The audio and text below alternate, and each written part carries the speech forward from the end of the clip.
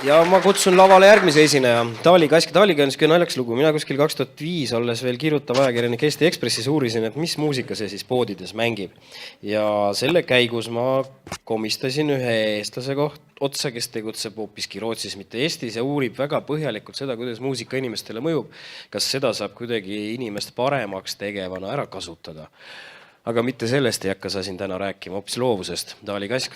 No nii, ühesõnaga ma siis jätkan sealt, kus ma pooleli jäin, et ma olen töötanud muusikaterapeudina väga mitmeid aastaid ja nüüd ma olen, Jüri küll mainib siin Rootsit mitu korda, ma olen ammu Rootsist tagasi, ma olen viimased 13 aastat olnud Eestis, viinud siin läbi hulgaliselt lisaks sellele, et ma teostan neid muusikavalikuid ja nõustan paljusid oma kliente selles osas, et kuidas luua sellist sobilikku ja mõnusat keskkonda, et inimesed tahaksid seal rohkem aega veeta ja poe ukse peal ringi ei keeraks ja ära ei läheks, siis lisaks sellele tegutsema ka koolitajana. Kui ma Eestisse tagasi tulin, siis ma hakkasin läbi viima loovuskoolitusi. Ja kui tulla tagasi, miks see oluline on korra veel sinna loovteraapiate maastikule, siis loovteraapiate üheks selliseks oluliseks vundamendi kiviks on see, et kui inimene saab kuidagimoodi osaleda loomeprotsessis, kas siis ise musitseerides või muusikast elamust saades või joonistades või voolides või mis iganes väljendusvahendeid kasutades, siis seeläbi on võimalik ennast uuel moel tundma õppida, ennast kogeda teistsuguses situatsioonis, leida uusi ideid ja lahendusi oma igapäevaelus ette tulevatele probleemidele ja teraapia kontekstis muidugi peamiseks eesmärgiks on ka parem elukvaliteet ja tervenemine kõige parematel juhtudel. Ja see oli see essents, mis ma võtsin kaasa ka oma loovuskoolitustele, ehk siis, et millised tingimused peaksid olema täidetud selleks, et inimene suudaks hakata nii-öelda vabalt looma, et tal oleks võimalus enda ajus käivitada need keskused või et need keskused käivituksid iseenesest, kus on see loomevõime või see hea varu meis olemas. Aga selle edevuse laada juurest nüüd edasi minnes, siis võib-olla alustuseks, et teid ka lainele saada, siis mis üldse loovus on? Keegi tahab pakkuda võib-olla mõne märksõna välja, mis kohe spontaanselt pähe tuleb. Mida me üldse loovuse all mõtleme?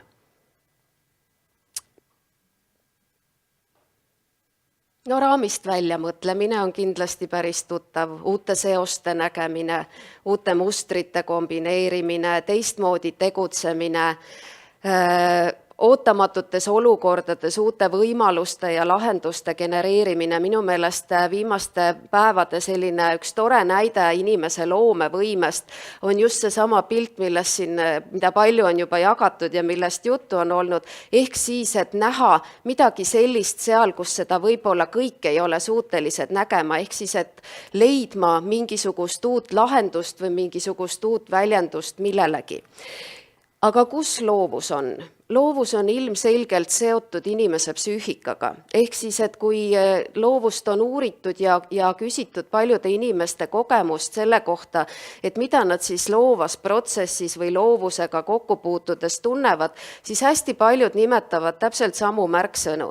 Et sellega kaasneb selline ahaa-tunne. No kujutage ette, et teil on probleem, te otsite sellele pikka aega lahendust ja siis tuleb see idee.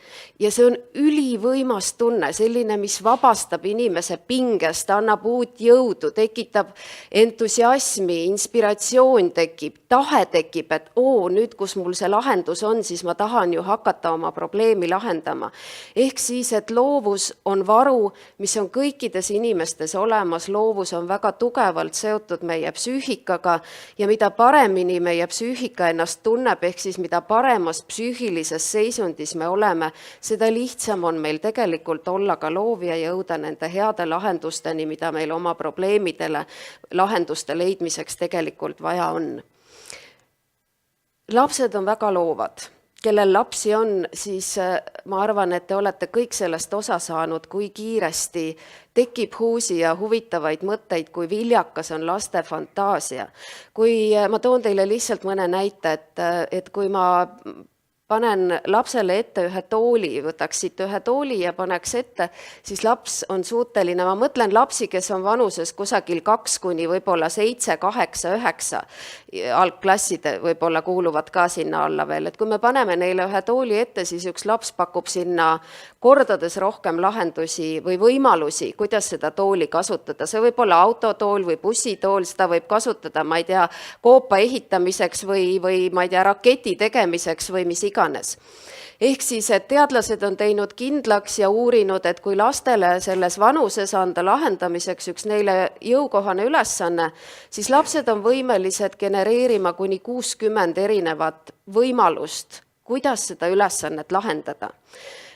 Kui ma seda ettekannet ette valmistasin mõned päevad tagasi, istusin ja mõtisklesin, kuidas oma slaide kokku panna, siis minu tütar õppis ka laua teises otsas ja siis ühel hetkel ma saatsin ta, et kuule, ole hea, et mine korista nüüd oma toas need täisjoonistatud raamatud ära, mis ta virna hunnikusse oli pannud, ta võttis kilekoti, lendas sellega oma tuppa ja läks mõned minutid, kui ta oli see kilekott näpus uuesti minu ees, siin küljes ripub üks väike hobune, ronis sellega tooli peale, ütles, et ei me vaata, ma tegin hobusele langevarju. Siis ma ütlesin, et väga tore, siis me vaatasime 4 korda, kuidas see hobune sealt langevarjuga sealt ilusti tooli pealt niimoodi alla tuli. Ta on 8, saab kohe 9 paari päeva pärast. Siis ma palusin, et kuule, ole nüüd hea laps, et ma pean natuke veel siin vaikselt mõtlema. Mine oma tuppa tagasi, pane need raamatud sinna kilekoti sisse, et siis viskame need pärast ära. Läks mõned minutid, Loviise tuli tagasi, kilekott oli neid raamatuid täis, aga enne kui ta elutuppa üle ukse piida jõudis, siis ta suutis istuda selle kilekoti peale, õigata, vaata, ma kelgutan, siuh, lasi sealt üle selle uksepiida alla. Ja kui see ka tehtud oli ja ma ta uuesti suunasin oma tuppa, siis natuke aega hiljem tuli ta uuesti tagasi, tal oli selline see kapuutsi krae lahti võetud rebase saba, mille ta siis otsustas, et tal on vaja kiiremas korras endale sabaks panna.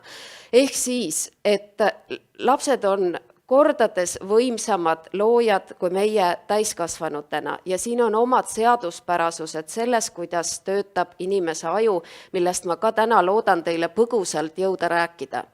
Nüüd, mis meiega juhtub?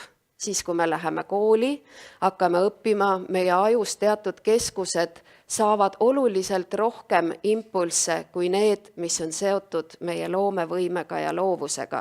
Ehk siis, et me hakkame mõtlema ja väga sageli juhtub see, et me lihtsalt mõtleme üle, aga seda õiget mõtet, mis lahendaks meie probleemi, võib-olla pähe ei tule. Teadlased on teinud kindlaks, et üks täiskasvanud inimene mõtleb päevas circa 60 000 mõtet. Nendest 60 000-st 95% olid need, mida inimene mõtles ka eile. Ehk siis, et see uuenduslik väärtus ei ole nii suur ja seda võib jääda veel vähemaks, kui me ei oska seda varu endas ise hoida või kui me ei oska sellele varule, mida ma siis täna nimetan loovuseks, ise piisavalt stiimulit luua. Aga räägime siis natukene lühidalt sellest, et kuidas meie aju siis selles kontekstis töötab.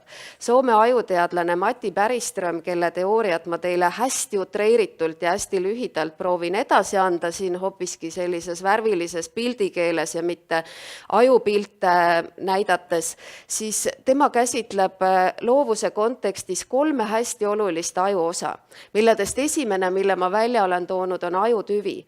Ajutüvi on see osa aju, mis areneb meie ajus kõige esimesena, kui aju hakkab välja arenema. Ehk siis, et see on esimene nii-öelda oluline organ meie ajus. Ajutüve peamisteks funktsioonideks on kontrollida väga paljusid motoorilisi protsesse, näiteks meie pupillireflekse, meie südametööd, hingamist, kopsurefleksid näiteks või nii-öelda hingamisrefleks tuleneb sealt, aga ka seda, et kui ma olen väga keerulises olukorras või ohtlikus olukorras, siis ma võin hakata väga kiiresti jooksma. Ehk siis, et ajutüves on sellised signaalid, mis varustavad meid nii-öelda ka erakordsete motooriliste võimetega. Ma arvan, te olete kindlasti neid lugusid kuulnud, kus inimesed on rääkinud, et kui nad on pidanud põgenema ja lõpuks võib-olla sellest situatsioonist pääsenud, siis tuleb äkki meelde, et issand, et ma ju trenni ei tee, aga et kuidas ma suutsin nii kiiresti joosta. Kunagi ma lugesin ise lehest ühte lugu ühest emast, kellel kodus juhtus õnnetus, lapsele kukkus riiul peale, mis oli päris raske ja ema oli suuteline oma kätega selle riiuli üles tõstma. Ehk siis, et selline ürgne, võib-olla loomalik, isegi niisugune enneolematu motooriline jõud tuleneb sellest samast ajutüvest. Nüüd ajutüves olevad elektrilised impulsid on kaootilised, ehk siis ajutüve üheks selliseks oluliseks märksõnaks on kaos. See kaos muutub mõnes mõttes suuremaks siis, kui me oleme ohtlikus olukorras. Instinktid, see, et meil läheb kõht tühjaks ja me automaatselt suundume külmutuskapi juurde ja otsime endale midagi süüa, ka see tuleneb sealt samast ajutüvest, ehk siis, et ta on primitiivne, instinktiivne ja ta ühendab meid mõnes mõttes nii-öelda selliste roomajate ajudega, ka neil on olemas ajutüvi. Siis lisaks ajutüvele on meil loovuse kontekstis hästi oluline osa ajukoor. See on nüüd see osa ajust, mis võtab vastu läbi meeleelundite välist informatsiooni ja talletab selle hästi organiseeritud ja korrapärase mustrina. Ehk siis, et see on meie see kompuuteraju nii-öelda, mis hommikul hakkab tööle, kui ma ärkan, kell heliseb, ma tean, kus ma olen, ma tean, mis kell on, enamalt jaolt. Vahel on tulnud ka reisides ette olukordi, kus tekib selline segadus, et kus ma täna olen, kui palju reisida saab. Aga enamalt jaolt varustab see osa ajust meid võimega orienteeruda ajas ja ruumis, ratsionaliseerida, mõelda, analüüsida, ehk siis, et kõik see nii-öelda intellektuaalsed võimed, analüüsivõime tuleneb selle osa ajutööst. Psühholoogid mõõdavad selle aju mahtu ka teatud testidega. Mis testid need on? Olete kindlasti mõni teist vähemalt neid ise teinud. Ehk siis, et IQ-d mõõdetakse nii-öelda, IQ-testidega mõõdetakse seda ajukoore mahtu. Ehk siis, et see salvestab informatsiooni, loob korrastatud mustri, on justkui see kompuuter meie ajus. Ja selle kahe osa vahel, selle ajutüve ja ajukoore vahel on üks väga põnev osa, mille nimi on limbiline süsteem.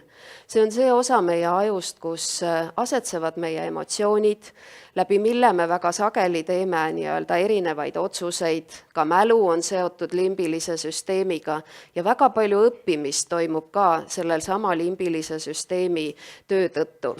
Nüüd, kui ma tulen korraks selle ajutüve juurde veel tagasi, et kui ma ütlesin, et ajutüvi on see osa ajust, mis varustab meid nii-öelda motoorikaga, paneb meid liikuma, ehk siis, et kui ma otsustan teha mõned sammud ja juba neid samme astun, siis impulss tuleb sealt ajutüvest.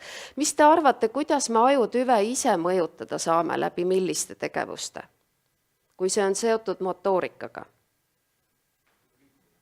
Väga õige, ehk siis, et igat laadi füüsilised tegevused aitavad käivitada impulsse ajutüves. Ehk siis, et jooksmine, ujumine, jalutamine, tantsimine ja nii edasi, kõik, mis on seotud motoorikaga, kõik need mõjutavad otseselt seda sama ajutüve.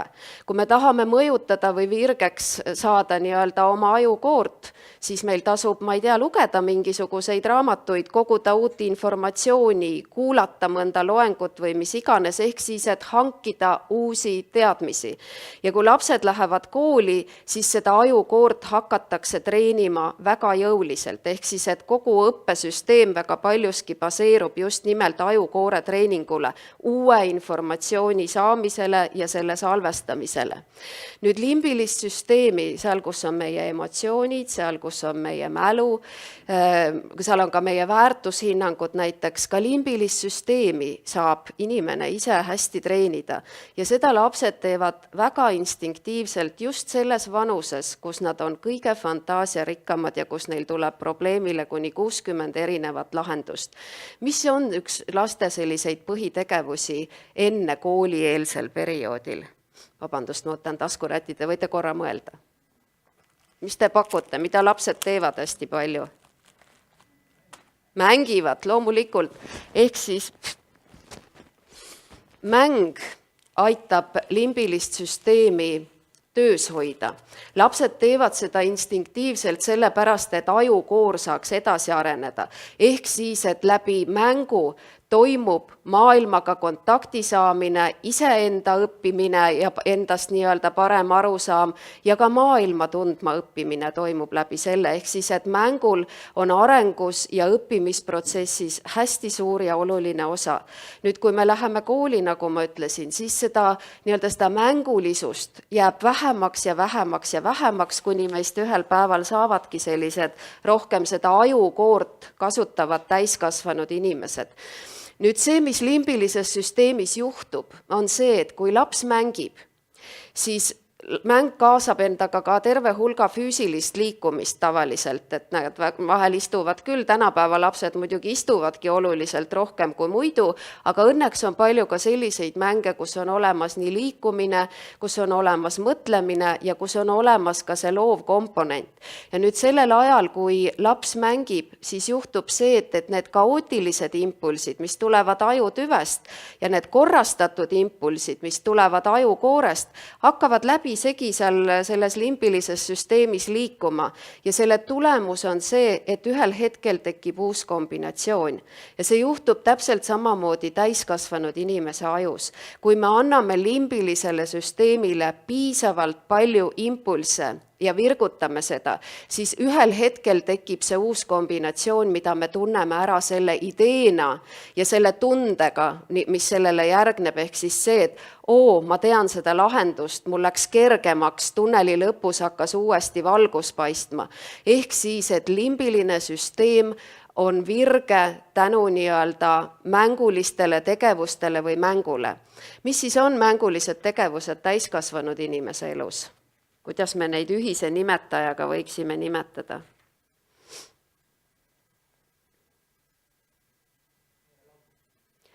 Väga paljuski, loomulikult meelelahutus, aga üks hash-tähega algav sõna. Hobid, just nimelt. Ehk siis, et mängu definitsioon kõige lihtsamalt öeldes on see, et mäng eeldab teatud reeglistikku, ehk siis teatavat korda, aga seal on ka piisav annus nii-öelda sellist, mis ei ole otseselt suunatud mingi materiaalse kasu saamisele, vaid pigem heaolu tunde ja nautimise saavutamisele. Ehk siis, et mängu nii-öelda peamine funktsioon on tegelikult selle hea tunde saavutamine. Üks ameeriklanna Julia Cameron, kes on kirjanik ja loovuskoolitaja, on öelnud seda, et iga täiskasvanud inimene peaks vähemalt üks kord nädalas, vähemalt 1 tund leidma aega, et mängida. Ehk siis, et tegeleda nende tegevustega, mis kuuluvad sinna nii-öelda hobide alla või mis annavad virgutust just nimelt sellele osale ajust, selleks, et olla produktiivne ja et tekiks neid uusi kombinatsioone ja et oleks võimalus tekkida nii-öelda uutel ideedel. Uusi ideid ei ole võimalik välja mõelda ratsionaalsel teel. Uusi ideid saab tekitada ainult seda limbilist süsteemi virgutades. Mõnes mõttes võiks öelda, et limbiline süsteem ongi meie alateadvus või see nii-öelda see allikas, kust need uued ideed tulevad. Ja selleks on väga palju erinevaid võimalusi ja metoodikaid, mida ka seal loovteraapiates väga sihipäraselt nii-öelda kasutatakse, et inimesel see loomevõime hästi taastuks. Ma räägin teile ühe loo võib-olla siia juurde. Üks Rootsi ettevõte, väike IT-ettevõte, seal oli kuni 20 töötajat, otsustasid, et nad teevad iga reede endal töövabaks päevaks, aga kohustus oli siis see, et iga reede said kõik selle ettevõtte töötajad tegeleda teatava arvu tunde sellega, mis neile kõige rohkem meeldis teha. Ehk siis, et valida endale mõne hobi ja tegeleda süsteemselt igal reedel selle hobiga. Kes läks puutöösse, kes hakkas kitarri õppima, kes läks tantsukursustele ja nii edasi, kellel siis mis just parasjagu meelepärane hobi oli. Selle tulemus või küsimus seal Rootsi Äripäevas oli loomulikult see, et kuidas see on mõjutanud teie majandustulemusi ja käivet ja nii edasi, et kui te ühel päeval nädalas nüüd enam kliente ei teeninda ja inimesed umbes puhkavad ja mängivad sellel päeval, siis tegelikult tulemused paranesid. Ja paranesid tänu sellele, et inimesed said just nimelt nende oma hobidega, nii-öelda said mängima minna, eks ju, ja teha seda mitte pere arvelt, siis võime teenindada oma kliente paremini ja leida uusi innovaatilisi lahendusi oma äris, kasvas kordades. Teiseks olid need inimesed kordades vähem haiged. Sest see, mis juhtub meie nii-öelda selle limbilise süsteemiga, et kui me saame olla piisavalt palju sellistes mängulistes situatsioonides, siis meie aju läheb alfalainete peale, ehk siis, et see limbiline süsteem seal alfa tasandil hakkab väga võimsalt tööle, siis tekivad need uued ideed, aga meie kehaga juhtub see, et me muutume stressivabamaks ja head ideed, nii-öelda loovus käivitub paremini just nimelt stressivabas õhkkonnas. Ehk siis, et tegelikult see selline vaimne vaba olek ja stressivaba olek mõjutas otseselt nende inimeste tervist, ehk siis, et haiguslehel olijate arv ka vähenes. Ja kolmas boonus, mis nii-öelda tööandja tänu sellele mängulise võimaluse loomisele sai, oli see, et inimesed väärtustasid väga oma töökohta, et nad ei tahtnud sealt mitte mingi hinna eest lahkuda, ehk siis, et neile väga meeldis, et neil võimaldati nii-öelda üks päev nädalas minna ja mängida. Ehk siis, et mäng on see või mängulised tegevused või nii-öelda loovust stimuleerivad tehnikad on need, mis tõmbavad käima just selle sama limbilise süsteemi, tänu millele tekib seal uus võimalus uute kombinatsioonide tekkeks ja uute ideede sünniks. Nüüd, kui uued ideed tekivad ja just nimelt sellised ideed, mis loovad täiesti uusi kategooriaid või mis kuidagi ei sobitu normidega, siis juba Maslow on öelnud, et iga uus idee tundub esimese hooga võib-olla natukene mitte vastuvõetav ülejäänud seltskonnale. Kas te teate, kes sellel pildil on? Jüri Mutika äkki teab? Ja. Selle mehe nimi on Jon Buklöv, see oli Rootsi mees, kes esimest korda siis võistlustel lendas sealt suusahüppetornist alla veesuuskadega ja tegi kõige pikema hüppe nendel võistlustel. See on video peale olemas, kes tahab seda YouTube'ist vaadata, siis võite üles otsida. Peale teda hüppab kohe Mati Nüganen sutsu lühema tulemuse, aga võidab selle võistluse. Nüganen võidab selle võistluse sellepärast, et Buklöv ei saa piisavalt palju stiilipunkte. Ehk siis, et paradigma muutus uute ideede näol võtab alati natukene aega. Et see tavaliselt ei juhtu seda, et me saame sellisele erakordselt uuele ideele kohe tohutu aplausi ja heakskiidu. Pigem hakatakse neile algul natukene vastu sõdima ja siis ühel hetkel lendavad kõik sportlased, kes seda suusahüppet sooritavad sealt veesuuskadega. Tänapäeval me ei näe ju kedagi enam paralleelsete suuskadega alla tulemas. Nii et väga palju loovust, just sellist, Maslow nimetab seda primaarseks loovuseks või primaarseteks ideedeks. Need on need, mis tulevad just nimelt sealt samast alateadvusest või sellest limbilisest süsteemist ja need on need, mille tulemusena saab sündida tõeline innovatsioon.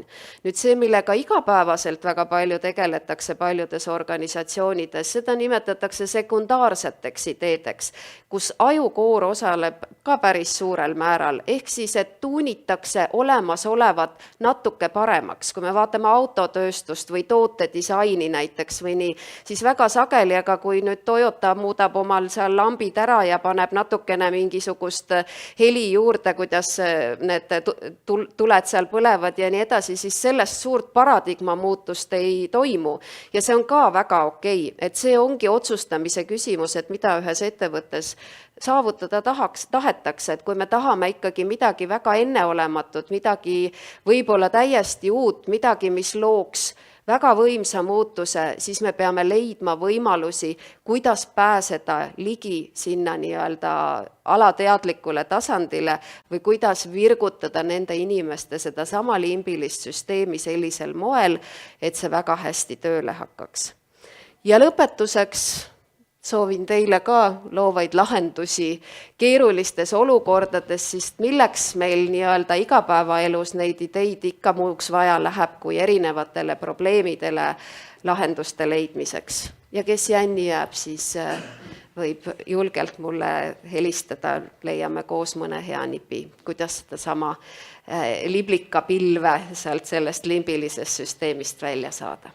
aitäh, Taali, ma annan ühe ehte ka. Suur aitäh, Sära hinga tegutsen siia kirjutatud. See on nüüd näide loovusest, lihtne asi, käevõru peale on seekord tekst kirjutatud ja ongi uus asi valmis. Siis teinekord ei ole vaja jalgratast leiutada, tuleb lihtsalt ketti ülitada. Just. No tegelikult mind väga võlus see ettekanne, sest ma oma alal tihti satun olukorda, et ma satun täielikku tundmatusse. Ainus lahendus, mis siis aitab, on see, et tuleb minna ära teha. Kõik ütlevad, ärme tee, ei tule nagunii välja. Ja siis ma olen püüdnud õpetada oma meeskonda selle jutuga, et teil ei tule välja. Mul tuleb. Et see on mingi julgus, kus me lähme tuntud territooriumilt edasi ja alles sealt, kus sa oled tundmatusalas, hakkab see loovus tööle, mis võib olla adrenaliin või mis iganes seda põhjustab, tekitab uusi lahendusi. Nüüd küsimus on, kus see julgus võtta. Enamikus olukordades meil on mugavustsoonis väga ei ole vaja, eks ole. Kas sul on vastus, kust see julgus võetakse? Lastel see on, täiskasvanutel kaob see ära. Ja no täiskasvanute üks probleem, neid on hästi palju erinevatel indiviididel erinevaid, ongi just see julguse puudus. Sest lapsed, need 60 lahendust, mis nad pakuvad, ega nende hulgas ei pruugi kõik olla absoluutselt õiged ja sobivad lahendused, aga nad julgevad seda pakkuda. Nüüd, kui me kooli läheme, siis meid hakatakse väga väärtustama selle järgi, mis tuleb sealt ajukoorest, ehk siis, et kas ma annan selle õige vastuse. Ma saan ju selle pealt hinde. Tihti see loominguline protsess nii kõrget hinnet kahjuks meie koolisüsteemis ei saa. Aga motivatsiooni küsimus täiskasvanute puhul on jah kindlasti üks põhiline argument, et kuidas saada välja oma sellest mugavustsoonist. Mina soovitan alati, et alustage väikestest sammudest, mis iganes mustri muutmine on juba hea, et oma sellest igapäevarutiinist välja tulla. Mul tuleb üks lugu siia, tohib veel rääkida. Võtan teie kohvipausist natuke. Lendasin kunagi lennukis Stockholmist Pariisi ja minu kõrvale sattus istuma üks meesterahvas. Lennukis aja täiteks ikka natuke võib-olla vahel vestled kõrvalistujatega, kes ta rääkis, et ta oli ühe ettevõtte juht, ta oli lähenes 60-le. Ja ta oli selle ettevõtte kunagi ise käivitanud, hästi aktiivselt tegevjuhina tegutsenud ja siis ütles, et hästi põnev oli ja väljakutseid oli ja kõik läks nagu kuidagi ülesmäge ja nii edasi, aga et kuidagi viimased 10 aastat on olnud selline, et nagu ei tule enam neid häid mõtteid ja et noored kutid kasvavad peale ja kuidagi enesekindlus hakkas vähenema ja ka see soov oma ideid välja pakkuda, sest oli tunne, et teistel on neid ideid ikkagi võib-olla rohkem ja nii edasi. Ja siis ta rääkis mulle loo, et ta sõitis oma naisega puhkusele Punase mere äärde ja aja täiteks seal läks sukeldumiskursustele, mis inspireeris teda nii tohutult, et kui ta Rootsi tagasi läks, siis ta pani ennast sukeldumisklubis liikmena kirja ja hakkas sukeldumisega tegelema nii-öelda hobi korras intensiivsemalt, kui ta üldse kunagi elus oli teinud. Aga selle sukeldumise tulemus oli see, et need uued ideed, mis tal oli vaja oma töös, hakkasid tekkima, võime olulist ebaolulisest eristuda, motivatsiooni kasvamine, innustus ja nii edasi, ehk siis, et neid häid selliseid boonusena kaasnevaid momente, mida rakendada oma äris, tänu ainult ühe uue hobi leidmisele ja mugavustsoonist väljaastumisele oli küllaltki palju. Ja siis ta lõpetas oma jutu sellega, ütles, et aga et nüüd ma olen juba sukeldunud küll, et ma mõtlesin, et võiks proovida midagi veel ägedamat, et ma panin ennast piloodikursustele ka kirja. Nii et see, et ei pea nagu hüppama iga kord suurt sammu, et tihti piisab sellest, et teha kaubanduskeskuses ring, see trett, mida me igapäevaselt sealt, kui me väravast käruga sisse läheme vastupidises suunas või minna autoga sõitmise asemel jalgsi tööle ja vaadata seda, mis su ümber toimub ja nii edasi, et muutke mustrit. Ma arvan, see on nagu üks võti innustuse saamiseks. Jaa, ma võiks julguse kohta ühe triki õpetada, kui siin jutuks tuli. Et minu puhul arvavad ühed siuke kaskadöör, et ei karda midagi. No tegelikult asi pole kartmises, vaid asi on, inimestel on siuke asi nagu hirm tundmatu ees. Ja see on teinekord seletamatult suur. Ja mida vanemaks me saame, seda rohkem on meie üldine elu kristalliseerunud ja kõik muutused tunduvad halvana ja tundmatuna ja selle tõttu tekitavad automaatselt hirmu. Nüüd see hirm teinekord nii tugev, et see võtab igasuguse julguse ära. ja siis ei saagi uut asja ette võtta, sest et ei julge, mis juhtub. Kuidas selle hirmu vastu saab, tuleb siis võib-olla majandusest või finantsidest või riskijuhtimisest, et okei, võtame selle hirmu pulkadeks, vaatame, millest see koosneb. Mitu elementi on sellest tõlgitavad riskiks, ehk siis tõenäosuseks midagi halba juhtub. Nüüd, kui sa oled oma hirmu lahti pakkinud tükkideks, kus on üks komponent on see, no ma libastun, eks ole, kukun, löön tagumikku ära, saan haiget, 50% tõenäosust tänaval astudes, et see juhtub, 50% tõenäosust, et ei juhtu.